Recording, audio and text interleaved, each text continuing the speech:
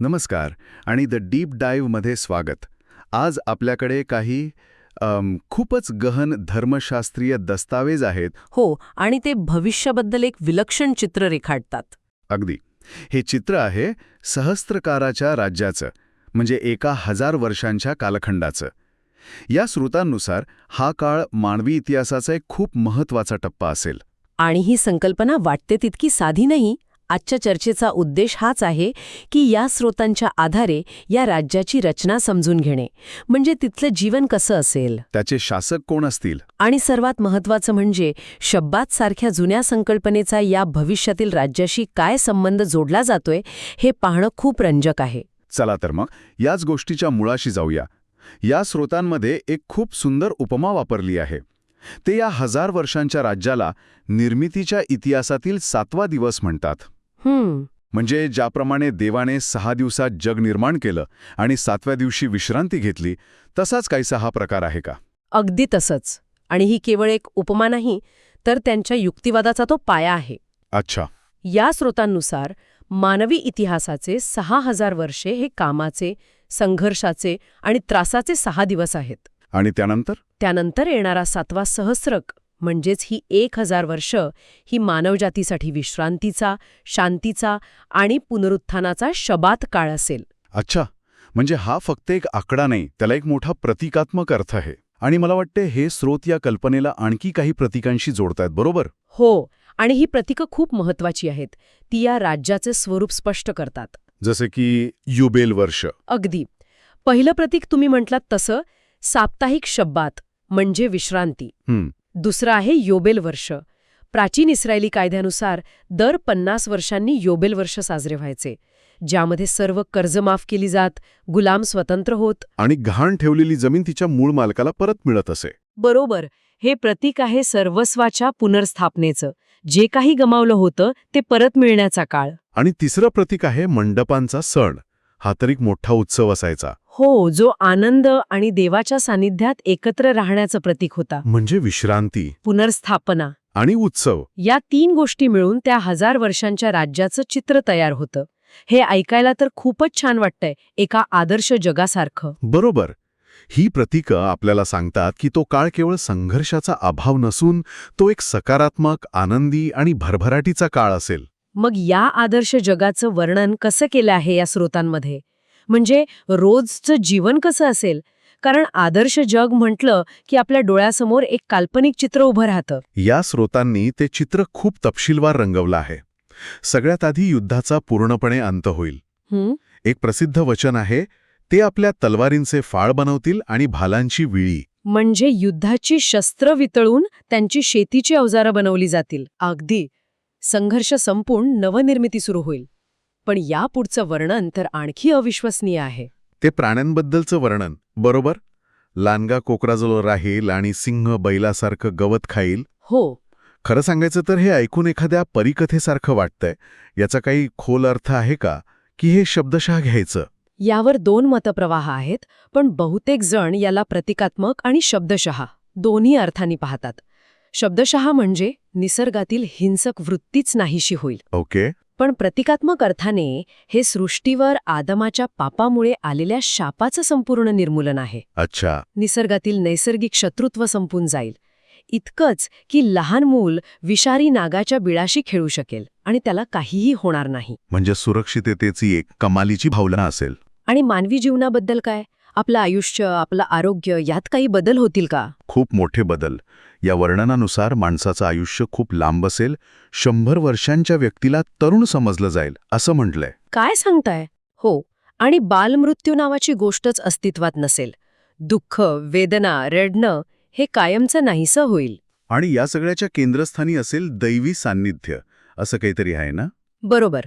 या ग्रंथांनुसार त्या काळात लोकांना सूर्य किंवा चंद्राच्या प्रकाशाची गरज भासणार नाही, कारण देव स्वतःच त्या जगाचा प्रकाश असेल. 1 मिनिट. सूर्य किंवा चंद्राची गरज नसेल, याचा अर्थ काय? आणि नवीन येरुशलेम स्वर्गातून पृथ्वीवर उतरेल असंही काहीतरी वर्णन आहे. म्हणजे हे एक भौतिक शहर आहे जे अवकाशातून खाली येणार आहे. हे कसं शक्य आहे? हा एक खूप गुंतागुंतीचा आणि महत्वाचा मुद्दा आहे. या स्रोतांनुसार नवीन येरुशलेम ही या राज्याची राजधानी असेल. ती केवळ एक भौतिक वास्तू नाही, तर ते देवाच्या उपस्थितीचे केंद्र असेल. ती स्वर्गातून पृथ्वीवर उतरते. याचा अर्थ स्वर्गीय आणि ऐहिक जग यांच्यातील दरी नाहीशी होईल. ओके.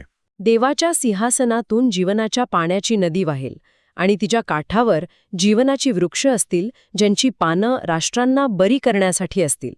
हे एक संपूर्ण परिवर्तनाचं चित्र आहे. हे सगळं ऐकून माझ्या मनात एक प्रश्न येतोय. एका बाजूला तुम्ही म्हणताय की लोक घरं बांधतील, शेती करतील आणि दुसरीकडे स्वर्गातून एक शहर खाली येतंय, तर मग या राज्यात राहणारे लोक नेमके कोण असतील? आणि हाच या रचनेतील सर्वात रंजक भाग आहे. या स्रोतांनुसार या राज्यात नागरिकांचे 2 स्पष्ट गट असतील. 2 गट? हो. पहिला गट आहे याजक शासक. हे ते लोक आहेत ज्यांना हुतात्मा साक्षीदार म्हटले आहे, म्हणजे ज्यांनी त्यांच्या विश्वासासाठी आपला जीव दिला. ते पहिल्या पुनरुत्थानात सहभागी होतील. पहिलं पुनरुत्थान म्हणजे नक्की काय? याचा अर्थ त्यांना इतरांच्या आधी, म्हणजे त्या 1000 वर्षांच्या राज्याच्या सुरुवातीलाच पुनरुत्थित केलं जाईल आणि त्यांना मिळणारं शरीर हे आपल्यासारखं भौतिक नसेल. मग कसं असेल? ते देवदूतांसारखं आध्यात्मिक आणि अमर असेल. ते पुन्हा कधीही मरणार नाहीत, ते लग्न करणार नाहीत आणि ते त्या नवीन येरुशलेममधून ख्रिस्तासोबत 1000 वर्षे राज्य करतील. अरे वा! म्हणजे एक अमर देवदूतांसारखा शासक वर्ग. आणि मग दुसरा गट कोणता? दुसरा गट म्हणजे प्रजा. हे ते लोक आहेत जे त्या 1000 वर्षांच्या काळात पृथ्वीवर जन्म घेतील. सामान्य लोकांसारखे? हो, त्यांचं शरीर आपल्यासारखंच भौतिक असेल. ते लग्न करतील, त्यांना मुलं होतील, पण त्यांच्यात आणि शासकांमध्ये खूप मोठा फरक असेल. तो फरक कोणता? तो फरक आहे परीक्षेचा. शासक वर्ग हा तो आहे ज्याने या जीवनात दुःख, संघर्ष सहन करून आपला विश्वास सिद्ध केला आहे. पण जी प्रजा त्या 1000 वर्षांच्या शांतीच्या काळात जन्माला येईल, त्यांच्या विश्वासाची, त्यांच्या निष्ठेची कधीच परीक्षा झालेली नसेल. अच्छा. त्यांनी कधी मोह पाहिला नाही, कधी संघर्ष केला नाही. बरोबर. आणि म्हणूनच 1000 वर्षांच्या शेवटी सैतानाला सोडलं जाईल, ही ती परीक्षा घेण्यासाठी. पण हे थोडं विचित्र नाही का? म्हणजे 1000 वर्ष सगळं काही उत्तम चाललंय, देवाचं राज्य आहे, आणि मग अचानक सैतानाला मोकळं सोडून सगळा गोंधळ निर्माण करायचा, हे काय पटत नाहीये. हा प्रश्न स्वाभाविक आहे. या स्रोतांमधील तर्क असा आहे की खरी निष्ठा ती असते जी परीक्षेच्या काळात टिकते. अच्छा. ज्यांनी कधी संकट पाहिलंच नाही, त्यांची निष्ठा केवळ परिस्थितीवर अवलंबून असू शकते, त्यांच्या निवडीवर नाही. त्यामुळे ही एक अंतिम परीक्षा आहे. म्हणजे फ्री विल किंवा निवड स्वातंत्र्याची ही अंतिम कसोटी आहे. पण तरीही 1000 वर्षांच्या आदर्श राजवटीनंतरही लोक सैतानाच्या भूलथापांना बळी पडतील, ही कल्पनाच धक्कादायक आहे. हो, आणि हे ग्रंथ भाकीत करतात की अनेक जण बळी पडतील. त्यांच्यासाठी सैतानाची फसवणूक ही पहिलीच वेळ असेल. आणि मग यामुळे अंतिम न्यायाधिकरणाच्या आधी एक शेवटचं मोठं युद्ध होईल. यातूनच जे खरोखर विश्वासू आहेत ते सिद्ध होतील. ठीक आहे, ही रचना आता थोडी स्पष्ट होतीये, पण या दस्तऐवजांमध्ये शब्बातच्या कल्पनेवर खूप भर दिला आहे. मी नेहमी शब्बातला एक विश्रांतीचा दिवस म्हणूनच पाहिलाय, पण इथे त्याला सैतानाच्या न्यायाचा उत्सव दिन असं एक वेगळंच नाव दिलंय. हे काय प्रकरण आहे? हां, या स्रोतांमधील एक अत्यंत वेगळा आणि महत्त्वाचा युक्तिवाद आहे.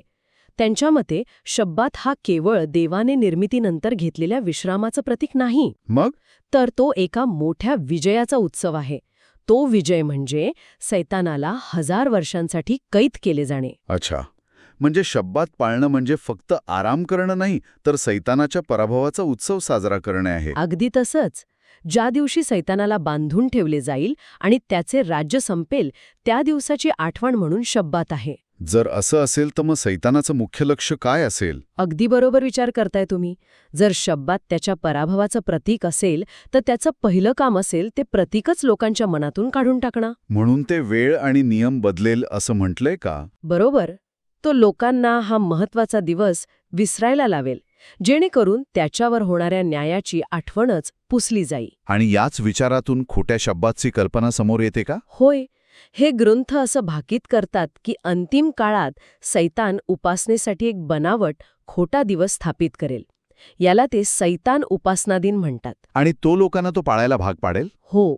आणि हे पालन करणं हे केवळ कॅलेंडर बदलण्यापुरतं मर्यादित नसेल. म्हणजे याला आणखी काहीतरी जोडलेलं असेल. हो, या खोट्या दिवसाचं पालन करणं हे श्वापदाची खूण स्वीकारण्यासारखं असेल, असं या स्रोतांमध्ये म्हटलं आहे. अरे देवा, आणि ही खूण ज्यांच्याकडे असेल फक्त त्यांनाच वस्तूंची खरेदी विक्री करण्याची म्हणजे व्यापार करण्याची परवानगी मिळेल. ही तर सरळ सरळ आर्थिक नाकेबंदी झाली. म्हणजे निवड अगदी स्पष्ट असेल. एकतर खोट्या दिवसाची उपासना करून जगा किंवा सत्यावर टिकून राहून उपासमार आणि मृत्यूचा सामना करा. बरोबर. त्यामुळे मृत्यू पत्करूनही याला विरोध करणे ही निष्ठेची अंतिम कसोटी मानली जाईल. ठीक आहे. तर हे 1000 वर्षांचं राज्य, त्याचे 2 प्रकारचे नागरिक आणि त्यातील संघर्ष, हे सगळं आपण पाहिलं. पण शेवटी हे स्रोत या संपूर्ण कालखंडाला एक बक्षीस, एक वारसा म्हणून सादर करतात. हा वारसा कोणासाठी आहे? हो, आणि हा या कथेचा कळस आहे. या राज्याकडे पहिल्या आदमाने जे काही गमावलं होतं त्याची पुनर्स्थापना म्हणून पाहिलं जातं. म्हणजे पृथ्वीवर राज्य करण्याचा हक्क, अमरत्व आणि देवाचं सान्निध्य, हेच सगळं या काळात विश्वासू लोकांना परत दिलं जाईल, एक वारसा म्हणून. या स्रोतांमध्ये उधळ्या पुत्राची गोष्ट उदाहरण म्हणून वापरली आहे, ती याच संदर्भात का? अगदी बरोबर. जसा तो उधळ्या मुलगा घरी परत येतो तेव्हा त्याचे वडील त्याला केवळ माफ करत नाहीत, तर त्याला सर्वोत्तम वस्त्र, हातात अंगठी आणि पायात पादत्राणे घालतात. जे त्याच्या पुनर्स्थापित झालेल्या अधिकाराचं प्रतीक आहे. बरोबर. त्याचप्रमाणे विश्वासू लोकांना केवळ क्षमा मिळणार नाही, तर त्यांना आध्यात्मिक शरीर म्हणजे वस्त्र, अधिकार म्हणजे अंगठी आणि पृथ्वीवर राज्य करण्याचा वारसा म्हणजे पादत्राणे मिळतील. आणि मोहरांची गोष्ट, ती गोष्टही इथे लागू होते, नाही का? हो, कारण हा वारसा किंवा बक्षीस सगळ्यांसाठी सारखं नाही. ज्यांनी या जीवनात जास्त त्याग केला, जास्त विश्वासूपणा दाखवला, त्यांना त्या राज्यात जास्त मोठा अधिकार मिळेल. ज्याने एका मोहरेवर विश्वासूपणा दाखवला त्याला 10 शहरांवर अधिकार दिला गेला. अगदी. हेच तत्व इथे लागू होतं. ज्याने जितकी निष्ठा दाखवली त्याला तितकं मोठं बक्षीस मिळेल. हा अंतिम स्थिती येण्याआधीचा केलेल्या त्यागाचं फळ मिळण्याचा काळ आहे. म्हणजेच थोडक्यात सांगायचं झालं तर हे दस्तऐवज भविष्यातील एका अशा राज्याचं चित्र उभं करतात जो शांती, दैवी उपस्थिती आणि न्यायाचा काळ असेल. हा काळ विश्वासू लोकांसाठी एक बक्षीस असेल. होय, आणि या वर्णनाचं वैशिष्ट्य हे आहे की ते जुन्या करारातील भविष्यवाणी आणि प्रतीकांना नव्या करारातील भविष्यकालीन घटनांशी जोडून एक सुसंगत रचना करण्याचा प्रयत्न करतं. आणि जाता जाता एक विचार, या चर्चेतून एक गोष्ट माझ्या मनात घर करून राहिलीये. कोणती? या राज्यात 2 पूर्णपणे भिन्न गट आहेत. एकीकडे देवदूतांसारखे अमर, परीक्षित शासक आणि दुसरीकडे सामान्य, नश्वर आणि अपरीक्षित प्रजा. एक गट जो कधीच मरणार नाही आणि दुसरा जो जन्ममृत्यूच्या चक्रात आहे. या 2 गटांमधील संबंध 1000 वर्षांत कसे विकसित होतील? त्यांच्यात एक दरी निर्माण नाही का होणार? आणि हीच विषमता, हीच दरी सैतानाच्या अंतिम फसवणुकीसाठी सर्वात मोठं साधन ठरू शकेल का, याचा विचार करायला हवा.